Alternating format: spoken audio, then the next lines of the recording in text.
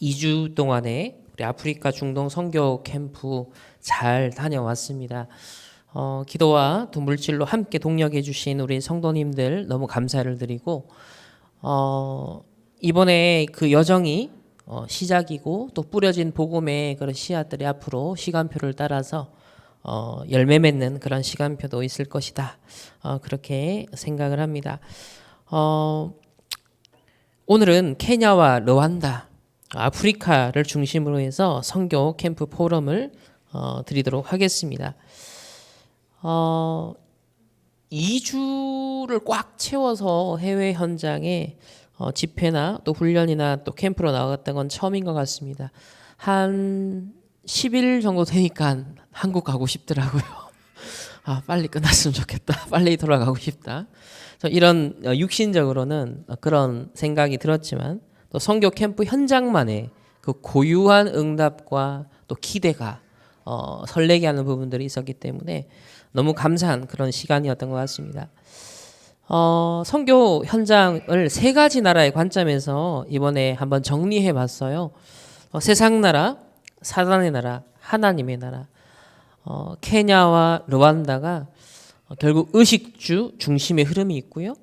그리고 결국 네피림화 되는 흐름이 있고 거기에 우리 선교사님들을 절대 망대로 하나님 세우셔서 또 이런 단기 선교 여정들을 통하여서 점진적으로 하나님 나라를 이루어 나가시는 그런 복음의 또 흐름이 있는 것 같습니다. 첫 번째 나라는 케냐입니다. 케냐는 사실 초창기부터 저희 교회와도 연결이 있었고 담임 목사님께서도 여러 차례 다녀오셨던 현장이었습니다. 우리 선교 캠프에 대한 얘기도 듣고 또 선교사님이 오셔서 저희들에게도 포럼도 해주셔서 또 케냐라는 나라는 사실 많이 익숙한 곳이었죠. 근데 막상 저희들이 가서 한 6일 정도 이렇게 머물면서 조금 사실 체험하고 느꼈지만 또 다른 부분들이 참 많구나라는 것을 그 현장에서 좀 많이 체감을 할 수 있었던 것 같습니다. 첫 번째는 세상 나라의 관점에서 케냐에 대해서 먼저 좀 설명을 드릴게요. 케냐는 이 아프리카 국가 중에서는 그래도 비교적 발전이 꽤 되어 있는 나라입니다. 나이로비, 수도는 나이로비고 저희들이 갔던 곳은 나이로비에서 한 30-40분 떨어져 있는 키텐겔라라는 지역입니다. 이제 막 생겨나고 있는 그런 이제 작은 도시라고 보시면 되겠고요. 케냐 같은 경우는 스와힐리어를 통용어로 쓰지만 사실 케냐가 아프리카 국가 중에서도 영어가 상당히 보편적으로 공용어로 쓰이고 있는 곳이어서 두 번째로 갔던 르완다 같은 경우는 사실 영어를 잘 못해요, 사람들이. 근데 케냐 사람들은 상당히 영어를 잘 쓰는 것을 볼 수 있습니다. 또 개신교가 45%, 가톨릭이 33%, 이슬람이 이제 10%인데 급속도로 북쪽에서부터 지금 증가하고 있는 추세고요. 소속 종교는 한 10%가 됩니다. 약 42개의 부족으로 이루어져 있습니다. 5,000개 종족 가운데 42개 정도 이제 부족이 여기에 속해 있다 보시면 되겠고요. 영국의 식민지 그런 지배를 받다가 63년도에 독립을 하게 되었습니다. 그러니까 이 문화적으로 또 언어적으로는 또 종교적으로는 기독교의 영향 또 영어권의 그런 문화 영향을 많이 받았다는 것을 볼 수 있고요. 여러분 케냐 또 아프리카 하시면 가장 먼저 떠올리는 장면이 있을 것입니다. 푸른 초원 혹은 이렇게 더 넓은 그런 땅에 막 동물들이 뛰어다니고 막 어디를 가나 이런 동물들을 볼 수 있을 만 같고 그렇지 않습니다. 동물은 사파리에 가야만 볼 수 있고 동물원에 가야만 볼 수 있습니다. 제가 다 직접 찍은 거예요. 사파리에서 직접 다 찍었어요. 그날 사자는 못 봤어요. 1시간이 지났는데 하나도 못 봤어요. 그래서 약간 실망스러운 마음을 가지고 있었는데 때마침 코뿔소가 나타난 거예요. 그것도 5m 거리에. 차가 딱 섰는데 바로 3m, 5m 거리에 코뿔소 3마리가 저희 앞에 있는 거예요. 괜찮습니다. 사자는 못 봤지만 코뿔소를 이제 직접 보면서 저렇게 가까이 보면서 와, 정말 멋있다. 엄청 덩치가 차 거의 SUV 차 한 대 크기입니다. 실제로 보면 이 수컷은 정말 크거든요. 그래서 꽤 감동을 받았고요. 어쨌든 육신적인 관점에서 볼 때는 관광 자원으로 이렇게 사파리 같은 관광 자원으로 케냐는 많이 이렇게 또 먹고 사는 부분들이 있습니다. 그렇지만 조금 더 이제 현실적인 부분을 보면 지금 약 42개의 종족 혹은 부족에서 이 젊은 층 같은 경우는요, 도시로 많이 유입되고 있는 그런 상황이었습니다. 그러니까 우리 젊은이들이 수도권으로 진출하는 것과 마찬가지로 각 부족의 젊은이들은 이제 이렇게 문명화되고 있는 그런 문화, 도시 문화에 점점 익숙해지고 물들어가고 있다라는 것이죠. 그래서 나이로비를 비롯해서 나이로비 주변에 사실은 여러 도시들이 부근에 형성되고 있었습니다. 그중 하나가 이제 키텐겔라, 지금 우리 선교사님께서 망대를 세우셔서 선교하고 계시고 학교를 세우셔서 있는 그런 지역입니다. 자, 그런데 아프리카가 지금 가장 고질적인 문제가 있습니다. 바로 빈곤의 문제면서도 실업률이 굉장히 심각합니다. 국가적으로는 아무래도 이게 후진국이다 보니까요, 뭐 식민지 지배받았던 잔재도 있고 그러면서도 식민지에 또 따라하는 부분도 있지만 아무래도 오래된 각인뿌리 체질이 있다 보니까 이 장기 계획을 세워서 국가를 발전시켜 나가는 부분에서는 상당히 부족해요. 그래서 제가 언뜻 며칠 동안 봐도 너무 뭐랄까요, 실효성이 떨어지는 그런 시스템과 행정과 이런 관행들이 보여지는 거예요. 야, 이게 내실 있게 다져지고 발전하려면 참 시간이 꽤 걸리겠구나라는 것을 볼 수 있었고요. 그러다 보니까 양질의 일자리가 실제로 부족합니다. 공적으로 잡혀지는 것보다 비공식적으로 사실은 훨씬 큰 분야의 이 경제가 돌아가고 있는데 그만큼 이렇게 그냥 하루 일거리를 먹고 사는 사람들이 많다라는 것이죠. 그러다 보니까 청년 지금 실업률이 어느 정도냐면요. 작게는 35%, 그리고 또 다른 작은 도시의 편차가 큰데요. 어떤 도시에는 청년 실업률이 60%예요. 그러니까 우리가 지금 청년들 어렵다 하지만 이런 케냐 같은 나라를 보시면 이 젊은이들이 특히 코로나를 지나면서 굉장히 어려움에 지금 직면해 있었습니다. 자, 그러다 보니까요, 이 생계형 범죄가 급증하고 있고요. 또 여성들은 매춘이 증가하고 있었습니다. NGO 직원이 케냐에 와서 이제 어려운 사람들을 도와주는 일들을 많이 하지만 사실 이 케냐 같은 경우는 이 빈익빈 부익부가 굉장히 극심합니다. 사진에도 보시지만 담벼락 하나로 완전 빈곤한 사람들의 모습도 볼 수 있고요. 한쪽에서는 막 테니스 코트도 있고요. 이게 상당히 이제 부유층이 사는 그런 모습들을 볼 수 있죠. 그래서 NGO 직원이 케냐 부유층을 보고 한탄하는 그런 소리를 했다라고 우리 감사 선교사가 얘기를 하더라고요. 그리고 제가 좀 깜짝 놀란 것은 기름값이 한국보다 비싸요. 아니, 그 가난한 나라에 어떻게 이게 가능하지? 근데 차는 많이 돌아다녀요. 제가 보기에는. 그러니까 그만큼 이 부유한 사람들이 차를 여러 대 끌고 다니고 있고, 그리고 새 차는 거의 없습니다. 다 중고차로 다 수입을 해서 케냐 같은 경우는 쓰고 있습니다. 굉장히 세금이 비쌉니다. 막 세금이 35%. 그러니까 우리나라에서 7년에서 10년이 지난 중고차를 그 현지에서 사는 값이 우리나라 새차 값이에요. 그러니까 7년에서 10년 지난 차를 세금 다 떼고 주는데 사면요 3천만 원에 4천만 원 줘야 돼요. 그런데 그거를 이제 부자들은 사는 거죠. 기름값은 우리나라보다 비쌉니다. 그래서 1리터에 거의 2,100원 정도, 2,000원 정도 합니다. 그러니까 우리나라 한창 코로나 기간에 막 많이 올라갔었을 때 있잖아요. 그게 지금 케냐의 상황이죠. 근데 그 나라의 환율로 따지면 이거는 뭐 일반 사람들은 상상도 할 수 없는 그런 거죠. 그리고 뭐 기름값뿐만 아니라 이제 여기는 이제 부자들만 갈 수 있는 또 쇼핑몰이에요. 그러니까 여기에 있는 물건들은 다 비싸요. 한국보다 비싸요. 근데 그걸 또 쓰는 부자들이 있는 거죠. 그러나 일반 극빈층들은, 대다수의 국민들은 이런 곳이 있다는 것조차도 모르고 접근도 할 수가 없습니다. 하지만 이런 또 쇼핑몰에 부자들이 이렇게 부유한 생활을 할 수 있는 모습들을 볼 수 있고요. 그리고 경찰 같은 경우는 굉장히 부패했다고 해요. 우리 감사 선교사다 그런 얘기를 여러 번 했는데 혐의도 없는데 잡아서 일단 혐의를 찾는다고 합니다. 면허증이 있는지, 그리고 안에 이렇게 불 끄는 소화기가 2대가 있는지, 뭐 하여튼 하나하나 잡아놓고 일단 잘못한 걸 하나하나씩 점검을 하는 거예요. 그 중에 하나라도 걸리면 이제 그러면서 이제 내가 널 도와줄 수 있다. 그것만 뇌물을 바쳐라. 그러니까 이런 관행이 너무 아직까지도 비일비재한 거예요. 케냐가 그렇습니다.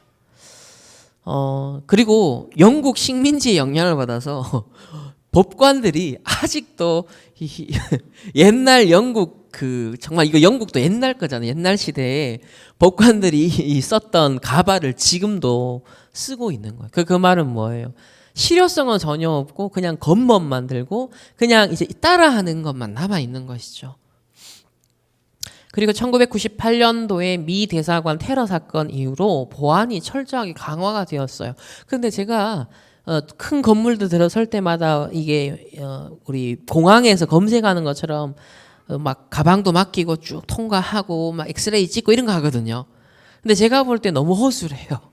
숨기면 얼마든지 이 폭탄을 숨길 수 있는 구조예요. 그래서 겉으로는 뭔가 하는 것 같지만 실효성은 정말 떨어지는 그런 시스템을 갖고 있구나. 앞으로 발전하려면 많은 부분이 좀 갱신이 필요하겠다. 그런 생각이 일단 들었습니다. 그럼에도 불구하고 이 케냐에 이제 꽤 잘 닦여 있는 중앙 도로들이 있어요. 메인 도로들이 있어요. 이거는 이제 중국 자본과 중국 노동자가 왔는데 그 노동자 중 다수가 또 죄수들이래요. 그래서 죄수들이 도망을 쳐가지고 이 케냐 안에서 사회적 이슈가 되기도 했지만 어쨌든 중국 인력과 자본으로 닦은 이 고속도로를 우리 선교사님들은, 사역자들은 편하게 쓰는 거죠. 사실 일반 케냐 사람들은 돈도 없을 뿐더러 또 돈이 부자라 하더라도 이 도로를 잘 못 쓸 수 있어요. 왜냐하면 도로 비용이 꽤 비싸기 때문에. 근데 우리 선교사님들은 사실 사역하는 데 있어서 시간을 단축하고 그리고 빨리 이렇게 편안하게 도로로 달리는 게 훨씬 더 이제 가치가 있잖아요. 그래서 저는 이 도로를 같이 이제 다니면서 이 대국의 역할이 이것이다. 정말 로마를 통해서 세계보고만, 로마 보고만은 길이 닦였던 것처럼 뭐 우리가 중국 욕할 때도 있고 뭐 중국이 막 북한 편 들고 이런 것들이 마음에 안 드는 부분도 있지만 또 그리고 중국 입장에서는 1대1로 하면서 세계를 나름대로 지배하려는 그런 영향력을 확대하려는 그런 동기도 있지만 전도 선교의 관점에서 봤을 때 선교의 확대를 위하여서 이런 시스템 기반 사회 간접 자본들을 잘 닦는 그런 역할을 분명하고 있다는 것을 확인할 수 있었습니다. 그리고 또 놀란 것은 이 나이로비 외곽을 벗어나서 이제 시골로 갔는데 이렇게 사실 좀 못 살아요. 근데 이거 뭐가 적혀 있어요? 4G 적혀 있습니다. 그러니까 어디서든지 이 인터넷 돈만 내면은 스마트폰을 다 가지고 인터넷을 자유자재로 쓸 수 있는 그런 시스템이 이런 가난한 아프리카에도 알려져 있다라는 거죠. 그리고 뭐 나이로비나 주위 도시에는 그래도 통신망이 깔려 있다 하더라도 사실 지금 우르무치라 우리 감사 선교사가 이제 북부 지역에 있거든요. 거기서 NGO 사역을 해요. 나이로비에서 거의 5시간을 차를 타고 가야 되는 그런 거리에 있는 아주 시골이고 변두리입니다. 그런 곳에는 아무래도 이제 기반 네트워크가 깔려 있지 않아요. 근데 여기 보면 앨런 머스크라는 사람이 지금 지구 위에다가 작은 소위성을 수천 개를 지금 띄워놨죠. 그 스타링크 프로젝트라고 합니다. 월 서비스로 11만 원을 내면은 서비스를 받을 수 있고, 그리고 이런 이제 접시라든지 하드웨어를 이제 뭐 대여하는 건지 사는 건지는 제가 모르겠는데 한 60만 원을 하면 이거를 이제 할 수 있대요. 그래서 그곳에 이제 중국인 한 사명자가 헌신을 해서 이 통신 네트워크를 그 시골에 완전 변두리에 할 수 있는 거죠. 그러고 보면 3단체 핵심 멤버거든요. 근데 이 사람이 만든 스타링크를 통해서 전도 선교에 하나님께서 또 활용하시는 구속사적인 그런 하나님 합력화의 선을 이루시는 그런 부분을 또 보게 되고, 또 중국인 사명자의 헌신을 통해서 사실 현지에서는 이 돈이면 엄청나게 비싼 돈이에요. 그죠?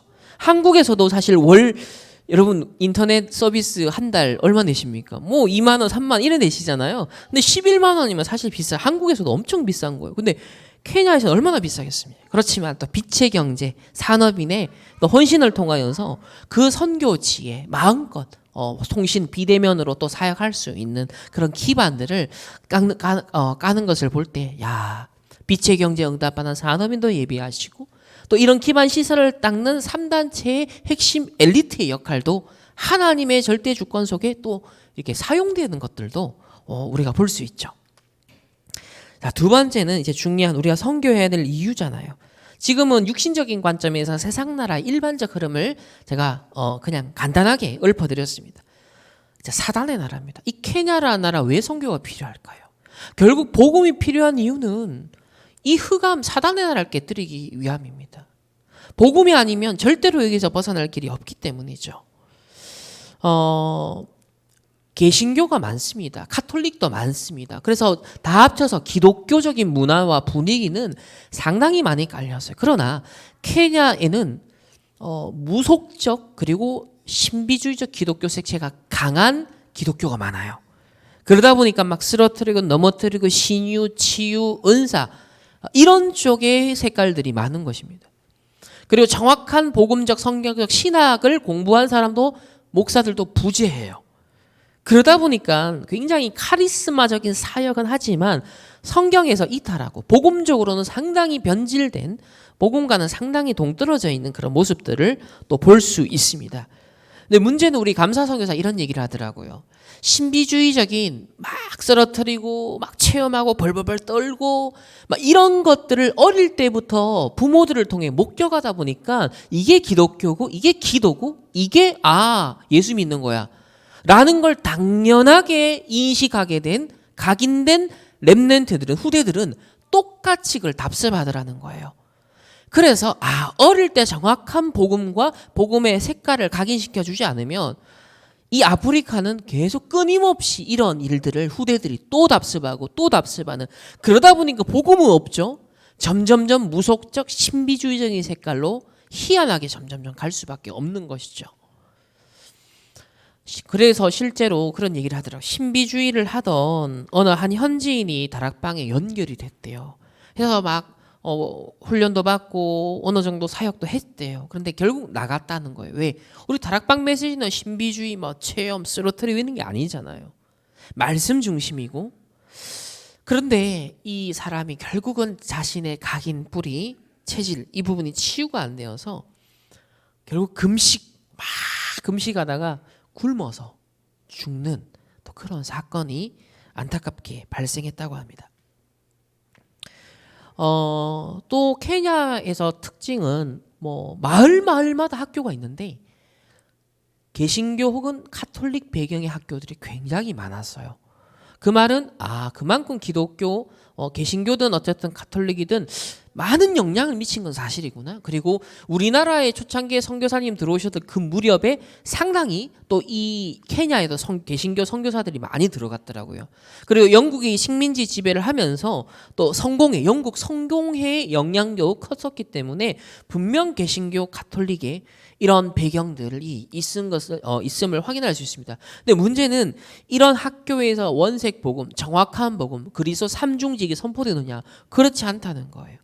그냥 선한 삶, 착한 삶, 크리스천으로서 모범이 되는 삶, 또 리더로서 어떤 리더십을 가져야 되는가? 보통은 이제 이런 수준으로 거치지 정확한 복음이 선포되지 못하는 그런 안타까운 현장입니다. 그러다 보니까 아무래도 기독교적인 문화는 접하지만은 종교인을 끊임없이 양산할 수밖에 없는, 그래서 사단과 흑암, 원죄 정확하게 해결하는 복음은 이들이 듣지 못하고 있는 그런 상황이죠. 자, 그런데 이번에 이제 들어가서 확인한 사실인데 구원파 같은 경우는 벌써 일찍 파고들었어요. 이들은 막 봉사단체를 활용해서 막 젊은이들, 막 청년 봉사단 구성해서 사실 수년 전부터 전 세계를 파고들었는데 이 케냐에도 구원파가 활동을 하고 있었습니다. 그러면서 채널을 아예 샀대요. 케냐에 채널을 하나 사서 머리를 잘 썼어요. 잔머리를. K-팝 그 채널에 K-팝 드라마 한국 드라마 인기 많으니까 그걸 막 방영해 주면서 제일 절정의 시간에는 뭐죠? 자기네들 메시지를 보내는 거예요. 그러니까 채널을 하나 사니까 프로그램은 자기 마음대로 꾸밀 수 있잖아요. 그 외국인들이 좋아하는 프로그램이 K-팝이고 K-드라마니까 그렇게 유입시켜 놓고는 자기네들 메시지를 이렇게 활용하는 모습들도 볼 수 있었습니다. 그래서 오징어 게임도 보면 보세요. 코리아 캠프 다 그러면서 이걸 이용해서 자기네들이 어떤 캠프를 하는 것을 볼 수 있죠. 이 사실 구원파는 이단이거든요. 또 여러분 얼마 전에 이제 죽은 이재롱 목사 정말 얼마나 말년이 비참했습니까? 정말 이 어떤 면에서 완전 사기 집단이고 신비주의 집단이고 사실 이단이거든요. 근데 이 만민중앙교회 역시도 케냐에 뿌리를 내려서 상당히 이제 세를 확장하는 모습을 볼 수 있습니다. 제7일 안식교, 여호와의 증인도 이 케냐가 꽤 크거든요. 각 지역마다 이들 나름의 그 거점들을 확보해서 활동하는 모습을 볼 수 있고요. 그리고 또 기독교 안에서도 이상한 막 범죄 집단, 사이비 집단이 있어요. 그래서 예수님 만나려면 네가 굶어야 된다라고 해서 400명을 굶어 죽이는 그런 교주가 나온 거 얼마 전에 작년에. 그래서 이것 때문에 또 기독교에 대한 이미지가요 막 부정적으로 케냐에서 막 일어나는 그런 시점이었습니다. 그러는 틈을 타고 누가 지금 이제 파고드냐면 이슬람, 모슬렘이 북부로부터 해서 점점 이 케냐의 정치권에도 도전하고 있고요. 이건 문화권의 정치권에 영향을 상당히 줍니다. 그리고 강한 이슬람이 이 무료로 막 교육을 하면서 이슬람으로 개종하고 있는 그런 모습들을 볼 수 있었습니다. 바로 이곳에 이제 감사 선교사가 NGO 망대를 세워서 그곳에 이제 선교 활동을 시작했어요. 그래서 그곳에 아직 많은 숫자는 아니지만 지교회 2곳을 이제 세우게 되었고 그곳에 사역자가 있고 또 우리 케냐 키텐겔라에 있는 RU의 3명의 이제 신학생들이 그쪽 출신의 사람들이 나와서 지금 3명의 신학생까지 나왔습니다. 어쨌든 이 현장의 절대망대로 빛의 망대로 우리 김 감사 그 부부가 이제 젊은 저보다도 이제 나이가 어린데 그 벌써 10년 정도 감사 같은 경우는 10년 이상 그곳에 들어가서 NGO 활동을 하면서 또 한동대 후배로서도 참 감사하다 그런 생각이 들었습니다. 앞으로 지속적으로 이 이슬람권이 케냐에 파고들기 때문에 그곳에서 복음의 빛을 비추고 후대들에게 이 먼저 복음을 심는 이 작업을 하는 것이 참 중요하고요. 이 북부 이슬람 같은 게 특히 무료 교육을 통하여서 아무래도 교육의 열망이 강할 수밖에 없는 이 빈국의 사람들을 유입하는 그런 전략들을 쓰는 것을 볼 수 있습니다. 그리고 아무래도 종교 간의 또 정치적인 이유 때문에 분쟁들이 사실 이 아프리카 국가들은 많아요. 근데 이 케냐에서 똑같습니다. 이 최근에 대통령이 된 사람도요. 이제 약 2가지 부족이 42개 중에서 2부족이 가장 큰 세력을 형성하는데 이들이 이제 대통령 주거니 받거니 하는 이제 그런데 이것 때문에 갈등도 많은 거예요. 종교적 이유, 정치적 이유. 그러다 보니까 이 기독교 주요 지도자들이 어떤 색채를 띠느냐. 국가의 평화를 위해서 우리는 다른 어떤 분쟁을 일으키는 어떤 그런 일을 하지 말자. 그러다 보니까 어떻게 돼요? WCC, 이 NCCK라는 것은 결국 WCC와 함께 가는 교회 연합 단체라고 볼 수 있어요. 그 나라에. 그러다 보니까 종교 간의 대화를 지향하고 그것은 종교 다원주의로 이어질 수밖에 없는 왜? 서로 갈등과 분쟁과 전쟁을 피하기 위해서는 서로가 관용을 해야 되고 민감한 얘기는 하지 않아야 되는 상황이 생기죠. 또 이들에게는 오직 그리스도, 오직 복음 뭐 이런 건 없다 보니까 이렇게 다원주의로 자꾸 기독교가 두루뭉술하게 가는 겁니다. 그러니까 영적으로는 힘이 없는 거죠. 사단의 나라가 임하는 데는 전혀 빛의 망대 역할을 못하는 기독교의 현주소를 볼 수 있습니다. 그러다 보니까 최근에는요. 지금 전 세계적인 흐름 가운데 이 케냐에서도 인권운동 그리고 LGBT, 게이, 레즈비언 이런 사람들이 목소리를 높이기 시작하면서 막 그것도 반대. 왜냐하면 기독교적인 배경이 있고 또 무슬림들도 사실은 이걸 반대하잖아요.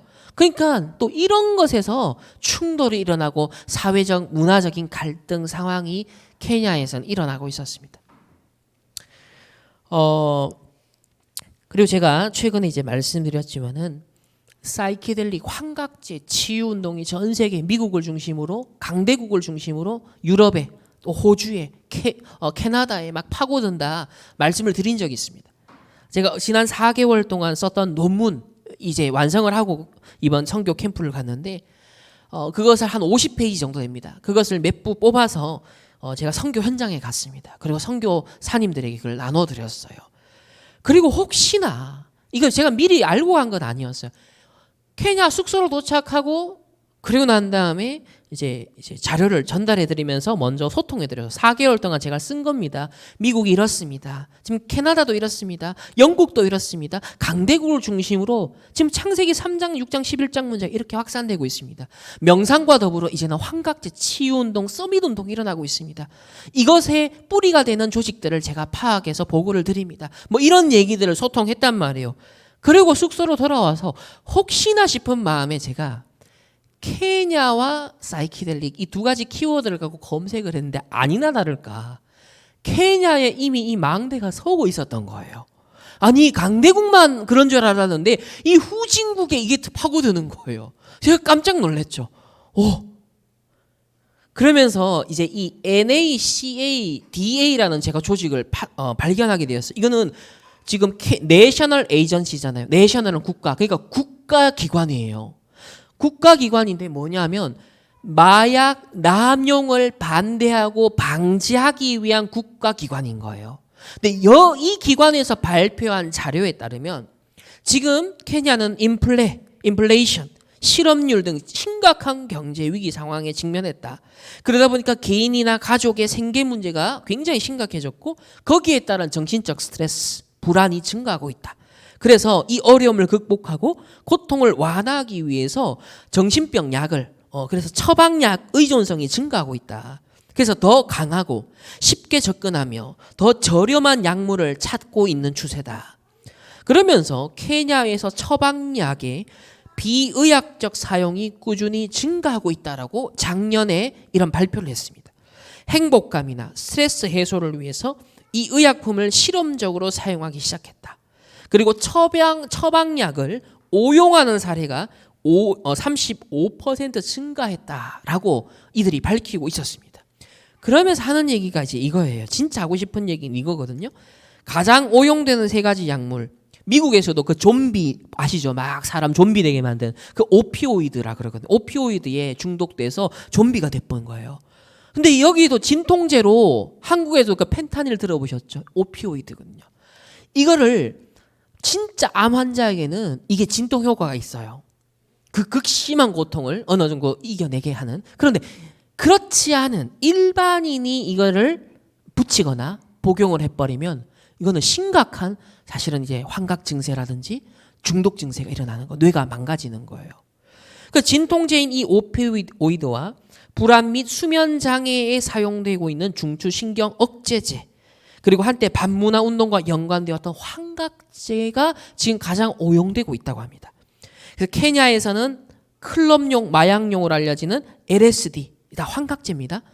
그다음에 환각버섯, 그다음에 특별한 그 두꺼비에서 나오는 독이 있는데 거기에 환각 물질이 있대요. 거기서 추출해낸 DMT 이런 환각제 사용이 크게 증가해서 지난 코로나 기간 3년 동안 무려 45%가 환각제 사용이 증가했대요.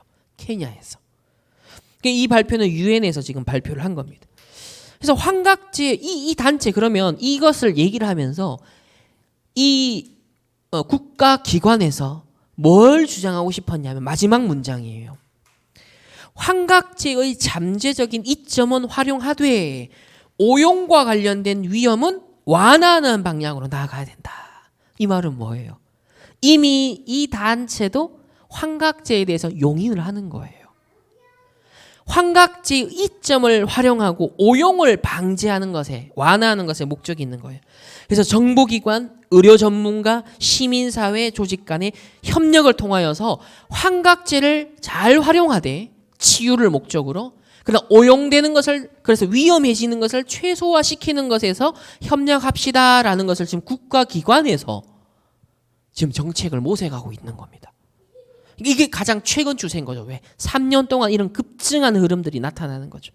그만큼 저는 3단체 흐름이 이제는 강대국이 세팅되니까 후진국으로 본격적으로 파고드는 그런 시간표 그리고 그걸 요청하는 시대적 상황이 이제 그걸 만드는 것이죠. 그래서 이런 사단의 나라가 임해 있는 현장에 하나님의 나라를 하나님께서 어떻게 이루어 나가시는지 선교 포럼을 드리도록 하겠습니다. 제가 갔던 이 선교사님이 이제 선교의 거점으로 세우신 약 3,000평이 되는 땅에 건물이 대략 한 6, 7개 서 있었어요. 작은 유치원에서부터 그리고 이제는 237 센터까지 이제 서 가고 있는 그런 모습들을 볼 수 있고요. 지금도 계속 공사가 계속 인부들이요 동원되어서 공사가 진행되고 있었습니다. 또 기술 학교라든지 뭐 직업 학교라든지 이런 시설들도 있었고 또 빗물 식수와 그걸 업그레이드해서 더 많은 빗물을 활용할 수 있는 시설을 우리 감사 선교사가 이제 여러 곳에 벤치마킹을 해서 자체적으로 이제 개발한 또 시스템이기도 합니다.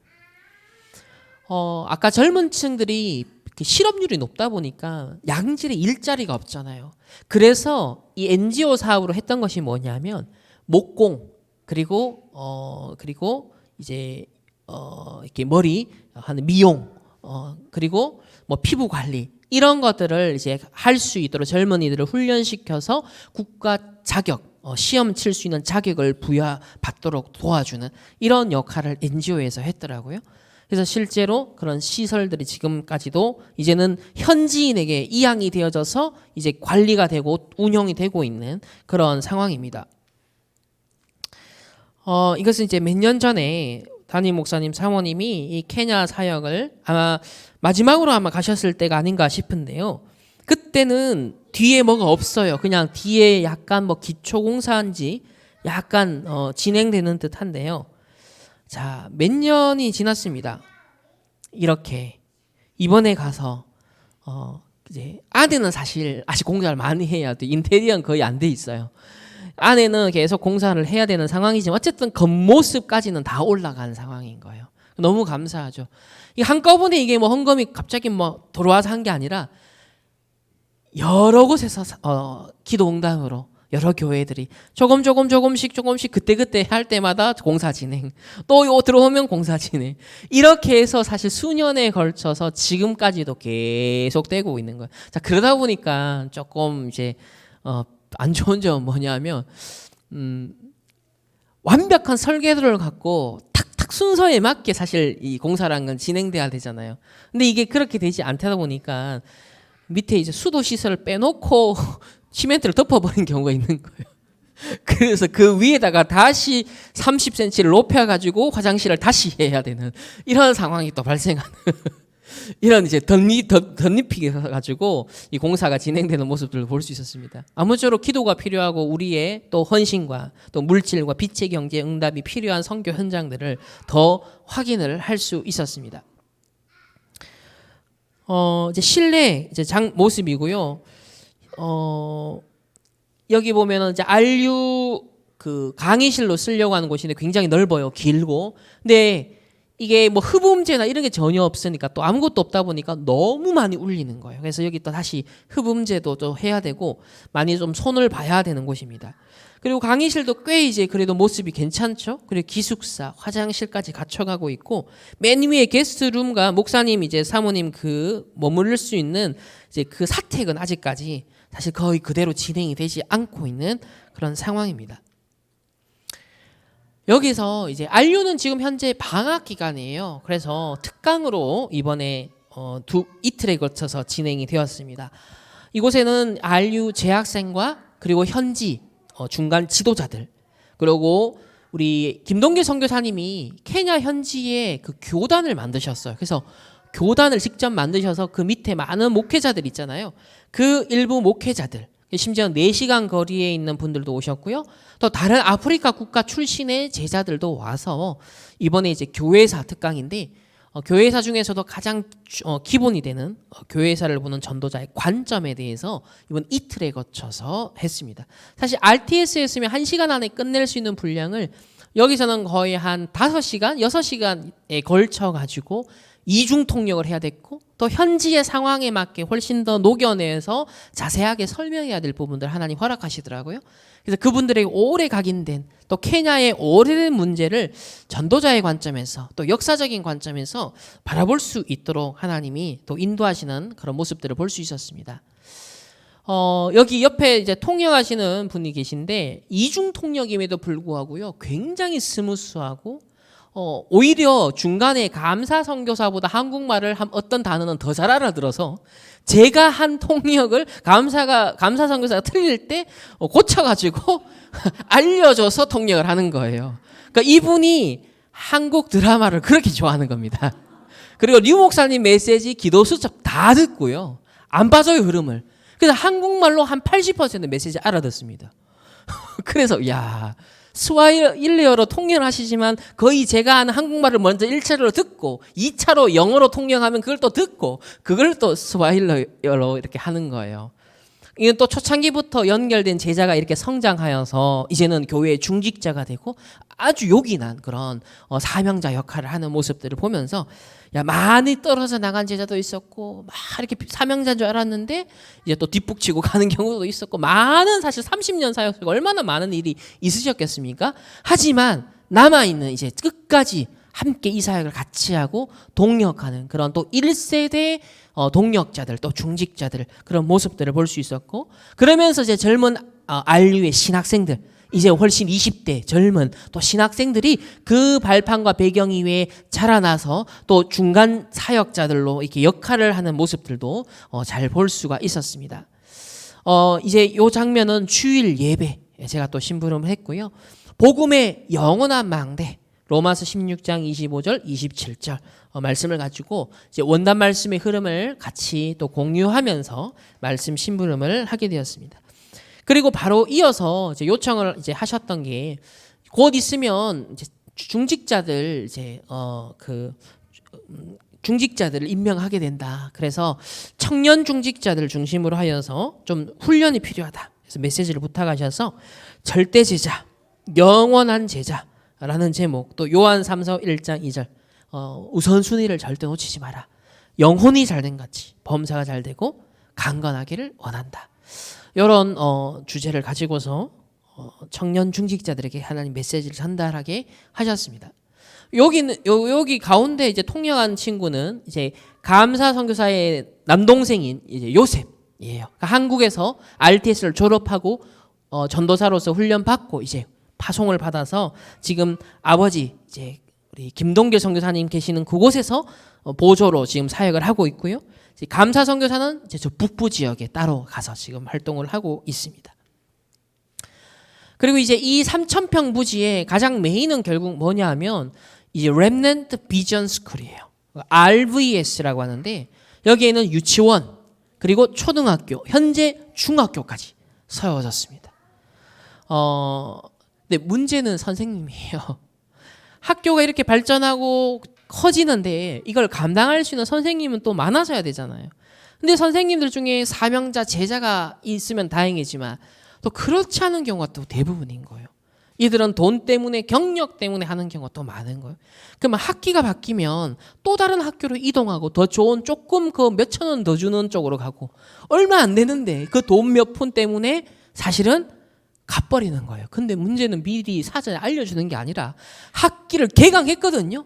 첫째 날, 둘째 날까지 왔어요. 셋째 날 연락 없이 안 와. 그 우리가 있는 동안에 그 일이 벌어진 거예요. 그날 3명의 교사가 개강했는데 통보도 없이 안 나타나는 겁니다.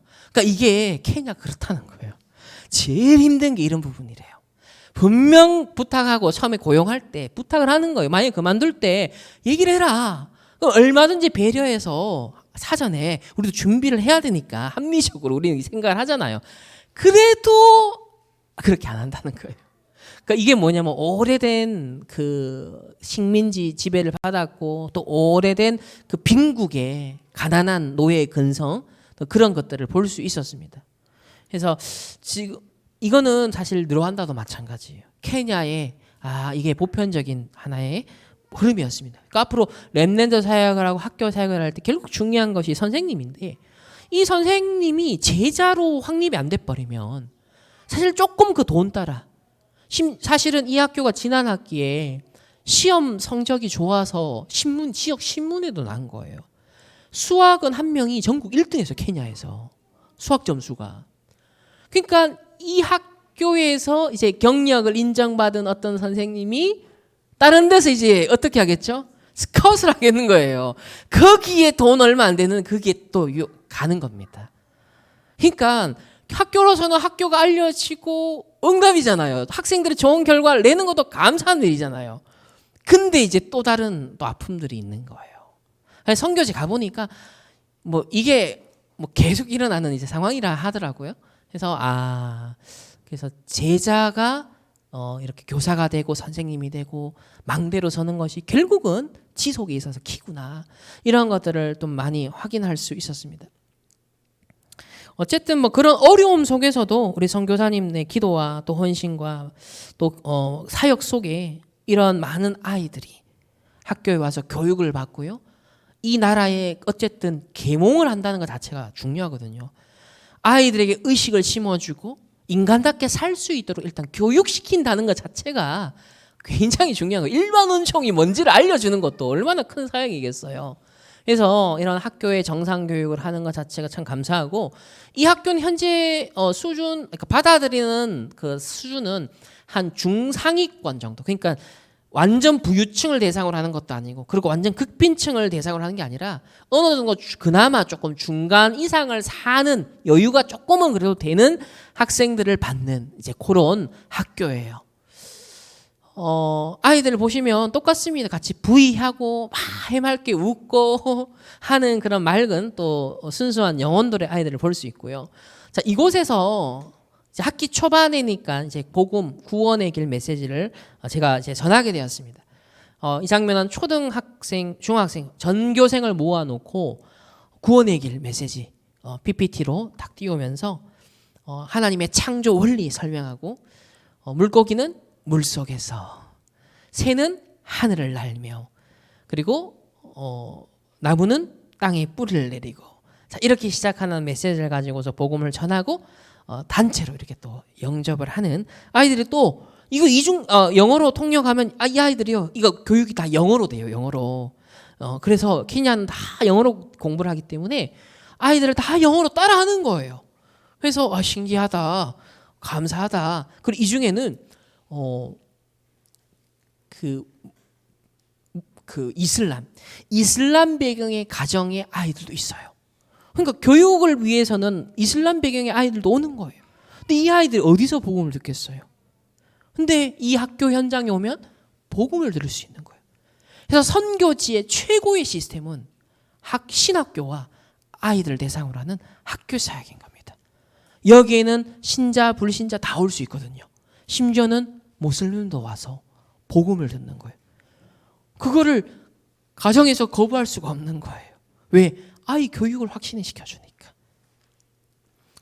그래서 아이들이 또 진심으로 이 사진을 보시면 진심으로 따라하고 기도하고 예수님을 영접하는 참 그런 모습을 볼 때 30년 사역을 통해 이런 또 시스템, 학교라는 망대를 세워서 매년 아이들이 오잖아요. 매년 입학하잖아요. 그리고 앞으로 고등학교까지 하실 거예요. 그러면 계속 아이들은 늘어날 거 아닙니까? 그리고 올해부터 기숙학교를 한대요. 초등학교 이제 고학년부터 6학년부터 시작해서 중학생 대상으로 기숙학교. 그러니까 이 시간표를 기다리셨대. 기숙사가 이제 준비됐기 때문에 이 아이들이 기숙을 하게 되면 진짜 사역을 주말에 할 수 있고 밤에 할 수 있다는 거죠. 지금까지 아쉬운 점 뭐냐? 학교 와서 공부 커리큘럼 따라가면 시간 사실 없거든요. 그러면 그 중에서 조금 부분적으로 이어지고 복음 전하는 건 하지만 제자 사역을 지속적으로 하려면 아이들이 파악이 제대로 돼야 되잖아요. 그러니까 이제 기숙학교를 하면 완전 24 같이 할 수 있는 거죠. 그래서 올해부터가 우리 선교사님들은 이제 본격적인 사역의 시작이 될 거다. 렘넌트 운동의 시작이 될 것이다. 그렇게 또 기대하는 또 기도하시는 모습을 볼 수 있었습니다. 그래서 복음 메시지 후에 또 전체 우리 같이 막 외치면서 사진을 찍었습니다. 여기는 이제 유치원생이에요. 먼저 초등학교, 중학생 끝나고 난 다음에 유치원생들이 이제 오거든요. 그럼 이 아이들이 또 찬양하고 예배 드리고 복음 듣고 이런 현장입니다. 이곳에서도 아이들이 초롱초롱한 눈에 또 한국이나 이렇게 똑같아요. 이제 유치원생이 돼서 부모님 엄마 품을 딱 떠나니까 어떻게 돼요? 우는 거예요. 그러니까 하나 서미스쿨도 1학년 아이들이 보면 그런 있는 것처럼 똑같이 여기서도 다 그런 아이들을 볼 수 있었습니다. 그래서 구원의 길, 이 유치원생들에게도 구원의 길 메시지를 전하고 이 아이들 역시 순수하게 또 영어로 따라하는, 여기 보면 또 한쪽 눈을 뜨고 궁금해가지고 또 이렇게 쳐다보는 또 아이의 모습도 볼 수 있습니다. 그러니까 피부가 검으나 희나 뭐 황인종이나 똑같습니다. 아이들은 그 영혼이 반응하는 모습들이 참 똑같다. 기회는 바로 이때입니다. 이때 복음을 심고 적어도 정말 늦어도 초등학생 때까지는 진짜 완전 복음을 강의시켜야 이제 그때부터 이제는 영적 싸움 시작이 되기 때문에, 그래서 가능하면 어릴 때 원색 복음이 탄탄한 인생의 망대로 플랫폼으로 딱 알려지게 하는 거, 이걸 그래요. 할 수 있는 유치원과 학교가 있다라는 거 얼마나 참 감사합니까? 앞에서 보셨던 희한한 지금 이단들, 사이비들, 또 복음도 없는 그런 기독교 학교들이 얼마나 많습니까? 그래서 종교인을 끊임없이 양산하는데 이 아이들에게 정확한 복음 들어가서 단 이들 중에 몇 명만이라도 확실한 전도자가 일어나고 산업이 일어나고 중직자가 일어나면 이게 케냐에 영향을 주는 앞으로 영적 기능 무너 서밋이 되는 것이죠.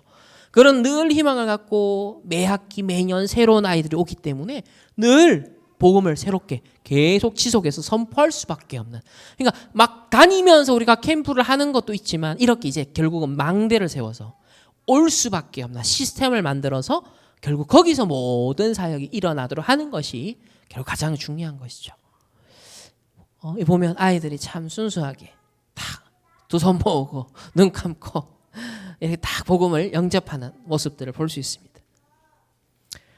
또 우리 충만교회 우리 또 선교 할 수 있도록 또 주신 그런 헌금을 가지고 또 전달을 해드렸고, 그 학교에 이제 새로 건물들을 세워놨는데 생기는데 그 시계가 없다는 거예요. 그래서 사모님이 그 얘기를 하셔서 각 곳에 충만 교회 이름을 새긴 시계가 아마 다음에 가면 걸려 있을 거예요.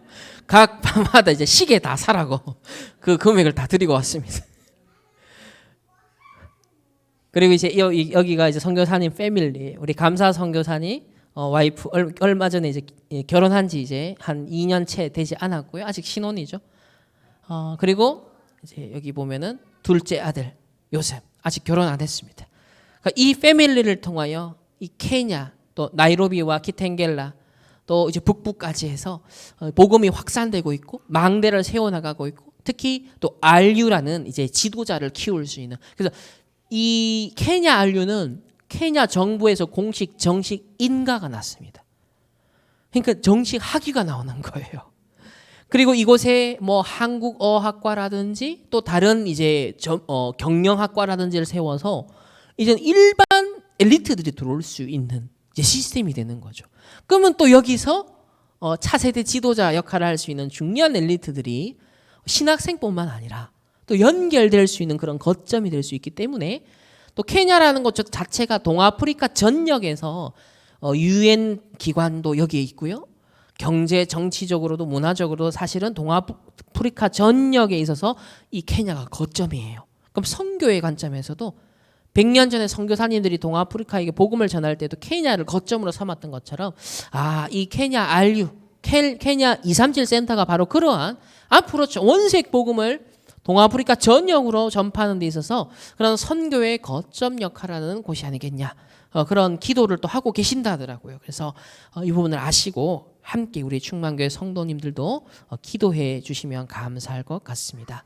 그래서 이 현장에도 이제 차세대 그런 선교사들이 또 중직자들이 망대들이 일어나는 것을 보면서 더 이제 렘넌트 출신의 그런 목회자가 일어나고 또 전도자가 일어나고 선교사가 일어나고 중직자가 일어나는 시점을 통하여 하나님은 계속 현장의 플랫폼, 바수망대, 안테나를 그렇게 세워 나가시는 현장들을 볼 수 있어서 참 감사한 것 같습니다. 이것은 제가 이제 전달해 드렸던 그 논문의 이제 초록입니다. 전도자의 눈으로 본 사이키델릭 르네상스. 그 서막, 사이키델릭 제1의 물결과 지하세계 망대. 이게 1950년에서 90년대에 일어났던 이제 망대를 어떻게 준비해서 오늘날 이들이 어떻게 흑암의 캠프를 하고 있는지 그 뿌리를 알 수 있는 이제 논문을 써서 전달해 드렸고요. 그러다 보니까 선교지 현장에 세워지고 있는 흑암 망대가 진짜 저는 이제 논문을 먼저 썼지만 현장 가서 케냐에도 이게 또 세워지고 있는 거예요. 그것을 확인할 수 있었던 중요한 시간이었고요. 그리고 엘리트층을 중심으로 이미 3단체 망대가 세워지고 있구나. 그러니까 선교사님과 포럼을 하면서 이제 아직까지 이게 초기 흐름이기 때문에 미리 이걸 막고 빛을 비추는 기도 캠프하고 영적 파수꾼 역할을 하면 된다. 이런 미션들을 또 소통하는 그런 시간표였고, 무엇보다 7망대 7여정 7이정표가 너무나 당연 필요한 절대적이라는 것을 다시 한번 또 현장을 통하여서 확인할 수 있어서 감사한 그런 시간표였습니다. 오늘 루안다까지 제가 하려고 했는데 또 하다 보니까 이제 오늘 오후 예배를 마쳐야 되는 시간표가 되었습니다. 그래서 루안다 선교 보고는 다음 주에 더 흥미진진한 스토리를 가지고서 여러분들에게 소통해 드리도록 하겠습니다. 아무쪼록 기도해 주시고 함께 또 우리 사모와 함께 또 갈 수 있도록 많은 분들이 헌금과 또 기도해 주신 거 너무 감사를 드려서 이번에 2주 동안 어쨌든 중요한 선교 현장을 밟고 왔고요. 그리고 이제 이 여정이 앞으로 차세대 많은 또 목회자들과 전도자들과 우리 렘넌트들에게 진짜 씨앗이 되고 그것이 열매를 맺고 또 나중에 많은 현장에 새로운 망대들로 세워지는 그날까지 바라보면서 시작하는 그런 여정이다라는 생각이 듭니다. 여기에 함께 동역하게 된 우리 충만교회 성도님들, 우리 모든 렘넌트들 감사를 드리고 여러분의 산업과 학업과 또 건강 모든 부분에서 오력에 하나님이 최소한 100배 이상의 그런 응답들을 더 해주시기를, 부어주시기를 저도 간절히 기도하겠습니다. 네, 감사합니다. 지금은 우리 주 예수 그리스도의 은혜와 하나님의 무한한 사랑하심과 성령 하나님의 내주 인도 역사하심이 예수님이 제자들에게 보여주시고 전달해 주신 보좌의 축복을 똑같이 보고 누리고 전달하길 원하는, 그래서 237 나라 5천 종족 북한까지 이 복음의 영원한 망대를 세우기를 원하는 모든 충만교회 권속들, 개인과 만남과 가정과 업과 흩어지는 모든 현장 위에 또 특별히 선교 현장 위에 이제로부터 영원토록 항상 함께 계실지어다. 아멘.